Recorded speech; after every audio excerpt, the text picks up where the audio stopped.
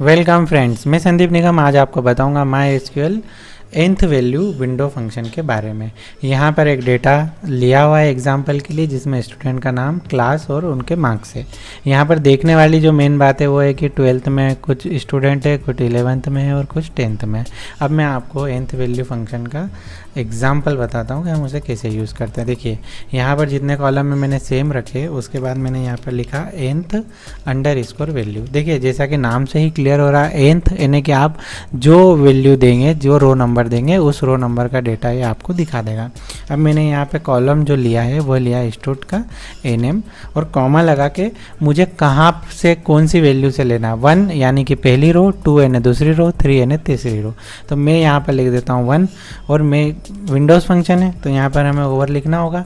हमने ओवर लिखा और हम इसे एक नाम दे देते हैं, एस किया और हम नाम दे देते हैं NTH। ठीक है, अब यहाँ पर आपने एग्जीक्यूट किया तो अब आप क्या देख रहे हैं कि मैंने यहाँ पर जो वैल्यू दी थी 1, तो यहाँ पहली रो पे क्या नाम है, आदित्य निगम। तो देखिए सभी में पहली रो पर आदित्य निगम आ रहा है। अगर मैं यहाँ पर 1 की बजाय 2 दे देता तो यहाँ पर जो दूसरी रो पर क्या नाम है, राहुल रघुवंशी, तो यहाँ पर सभी में राहुल रघुवंशी आने लग गया। ऐसे ही आप जैसे नंबर देते जाएंगे यह उस रो का डेटा ला देगा, और यदि आप ऐसा ही रो दे देंगे जो यहाँ पर नहीं है तो ये नल वैल्यू रिटर्न कर देगा। जैसे आपने यहाँ पे दे दिया 0, तो 0 पे तो कुछ भी नहीं है, तो यहाँ पर क्या वैल्यू हो गई, नल वैल्यू रिटर्न हो गई। तो nth वैल्यू फंक्शन में हम जो भी कॉलम का नाम दे देते हैं वह कॉलम जिस रो पर होता है वह आने लग जाता है। अब यहाँ पर इसके साथ हमें कुछ एक्स्ट्रा भी चीज़ें होती है पार्टीशन बाय और ऑर्डर बाय। अब यहाँ पर देखने वाली बात यह है कि ऑर्डर बाय ये जो हो रहा है अभी स्टूडेंट के नाम से हो रहा है। मैं चाहता हूँ कि मुझे ID के हिसाब से हो। ठीक है, मुझे जो स्टूडेंट का नाम देखना है वो कौन सा देखना है, पहला वाला देखना है, या मैं कर सकता हूँ दूसरा वाला देखना है। और यहाँ पर मैं इसे क्या करूँगा, ऑर्डर बाय मैं कर दूँगा इस ID से। अब देखिए ID से ऑर्डर बाय करने के बाद आप जब देखेंगे तो देखिए ID से ऑर्डर बाय हो गया।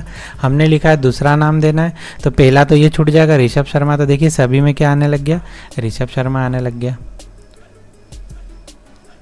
हाँ, यहाँ पर एक क्वेश्चन उठ सकता है कि जब भी nth वैल्यू में यहाँ पर ये पहले वाला वैल्यू क्यों नहीं आई। ये इसलिए नहीं आती है क्योंकि आपने जब ऑर्डर बाय ID किया तो जब स्कैनिंग इसकी चलती है तो यहाँ पर जब इस रो पर आया होगा, जब उसके बाद डेटा दूसरे नंबर का होता नहीं है, मतलब ये रो बाय स्कैन करता है, तो उस समय यहाँ पर दूसरे नंबर पर नाम नहीं था इसलिए ना लाया। यहाँ आने के बाद नाम रेगुलर आ गया। यही आप ऑर्डर बाय नहीं करते बाय इसे ये नहीं लिखते तो ये सब पे करता है, लेकिन जब आपने ऑर्डर बाय लगा दिया तो ये स्टेप बाय स्टेप उसकी प्रोसेस करता है। अब यहाँ पर आप नेक्स्ट कर सकते हैं, ऑर्डर बाय का उपयोग ना करते हुए आप इसको लिख सकते हैं पार्टीशन बाय। तो पार्टीशन बाय में क्या होता है, आपने लिखा पार्टीशन बाय और आपने लिख दिया स्टूडेंट क्लास से।